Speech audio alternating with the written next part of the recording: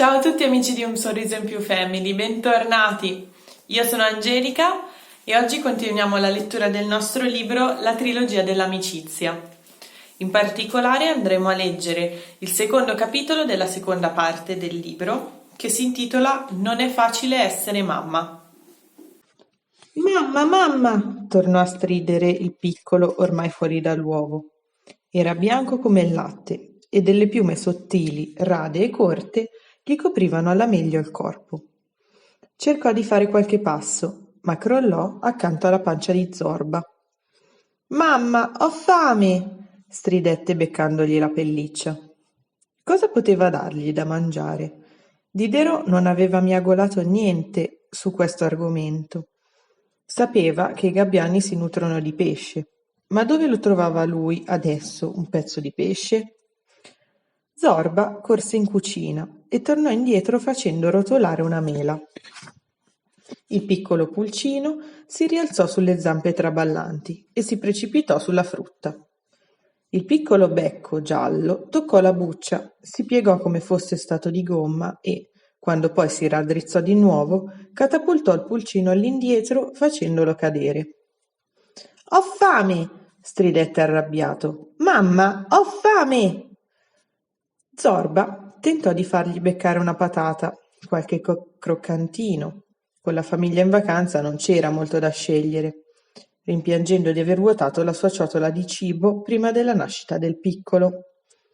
Fu tutto inutile. Il piccolo becco era molto morbido e si piegava al contatto con la patata.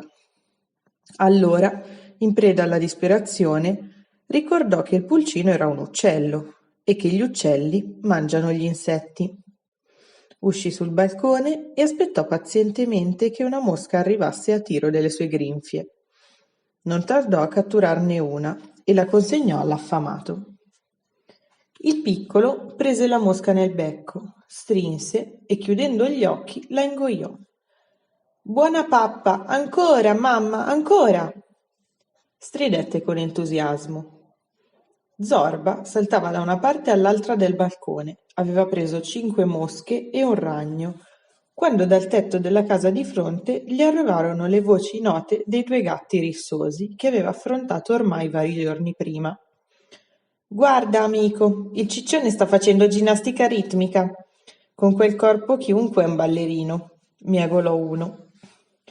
«Io credo che siano esercizi di aerobica, ma che bel ciccione, com'è flessuoso, guarda che stile. Senti, palla di grasso, hai intenzione di presentarti a un concorso di bellezza?» miagolò l'altro. I 2, poco di buono, ridevano al sicuro dall'altra parte del cortile. Zorba avrebbe fatto assaggiare loro molto volentieri il filo dei suoi artigli, ma erano lontani, e così tornò dall'affamato con il suo bottino di insetti. Il pulcino divorò tutte e 5 le mosche, ma si rifiutò di assaggiare il ragno. Soddisfatto, fece un ruttino e si rannicchiò stretto stretto al ventre di Zorba.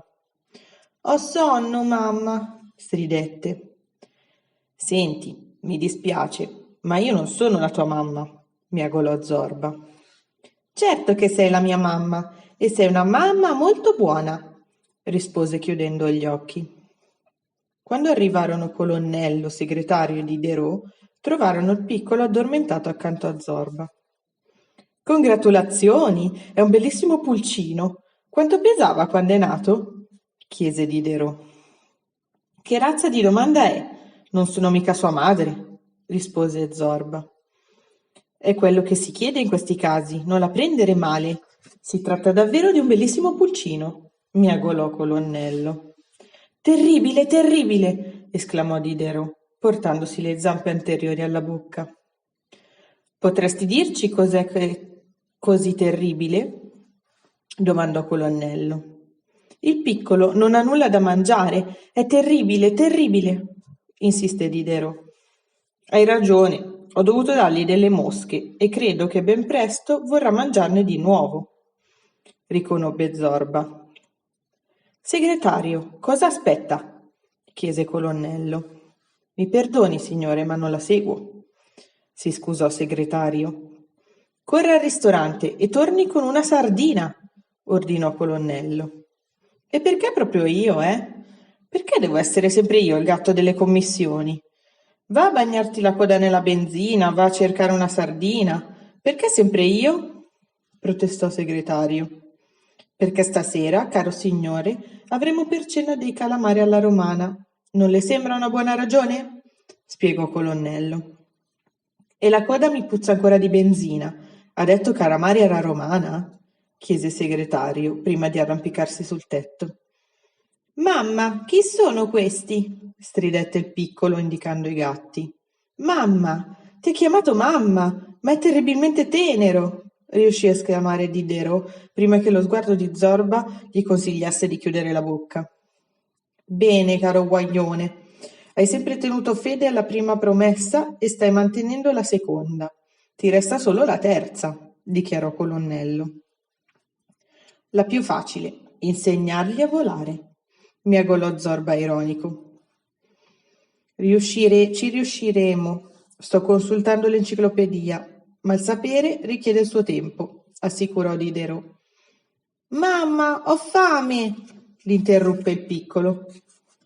E questo era il capitolo di oggi, spero vi sia piaciuto e noi ci vediamo nel prossimo video. Ciao a tutti!